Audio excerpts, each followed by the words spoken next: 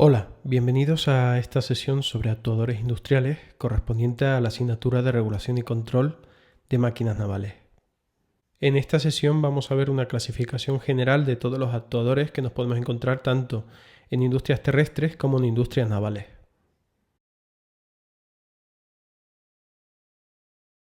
Desde el punto de vista de la energía que necesitan para su funcionamiento, nos podemos encontrar con actuadores eléctricos, actuadores neumáticos y actuadores hidráulicos. Si tenemos en cuenta la naturaleza de la energía con la que actúan, podemos hablar también de actuadores mecánicos, actuadores térmicos, neumáticos, hidráulicos y eléctricos. Los actuadores mecánicos son aquellos que ceden energía mecánica a la planta, los térmicos ceden energía térmica, los neumáticos permiten o impiden el paso de un gas.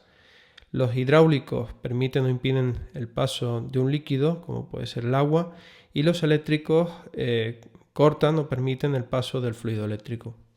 Atendiendo al tipo de accionamiento, todos los controladores anteriores pueden ser de tipo continuo, cuando la variable de salida puede mantener o puede tener cualquier valor a lo largo del tiempo, o tipo todo nada, cuando la variable de salida solo puede tener dos valores, normalmente correspondientes al 0% y al 100% de la salida. Por último, atendiendo al movimiento del actuador, podemos hablar de actuadores lineales y actuadores rotativos.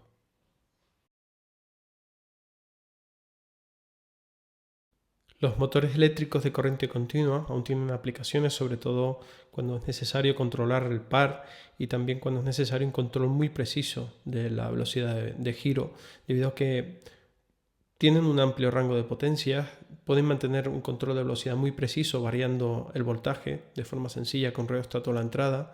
Permite un control de par muy preciso debido a que depende básicamente de la intensidad, y también son motores reversibles, simplemente variando el voltaje a la entrada.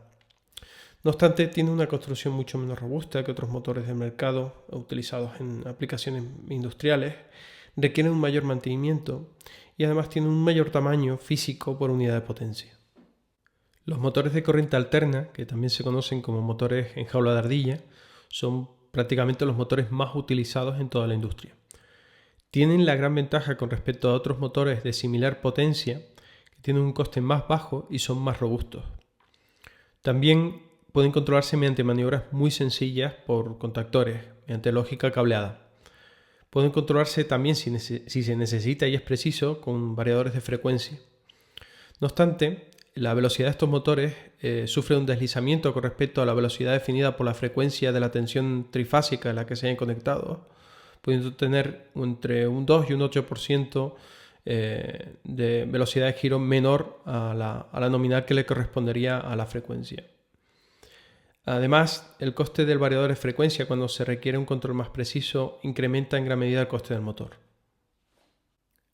En las aplicaciones en las que se requiere una velocidad constante independientemente de la carga, es necesario emplear un motor de corriente alterna síncrono. Este tipo de motor tiene el rotor devanado, el cual debe ser alimentado por corriente continua. El campo magnético giratorio, no obstante, es alimentado por corriente alterna trifásica. Como mejora con respecto a los motores asíncronos, este tipo de motor permite variar el factor de potencia, mejorando el consumo. No obstante, son motores más caros y más complejos, constructivamente hablando, que los asíncronos, y requieren además de un sistema de arranque auxiliar que le permita alcanzar la velocidad de sincronismo antes de alimentar el motor propiamente dicho. Asimismo, son motores que requieren un mayor mantenimiento. Cuando en vez de potencia se requiere una precisión muy alta a velocidades muy bajas, el motor adecuado es un motor paso a paso. Son motores extremadamente precisos que no requieren una potencia muy alta. Otra opción de alta precisión es el empleo de un servomotor eléctrico. Tienen como ventaja un posicionamiento extremadamente preciso, apto para el control de máquina-herramienta, como por ejemplo las máquinas de control numérico, o como preaccionador de válvulas de control, de sistemas de control de caldera, etc. Como desventaja requiere un circuito de control interno, un circuito de enlazo cerrado, y además la potencia es muy limitada normalmente debido a que emplean un motor de corriente continua, que requiere el uso de un juego de engranajes que permita amplificar la potencia.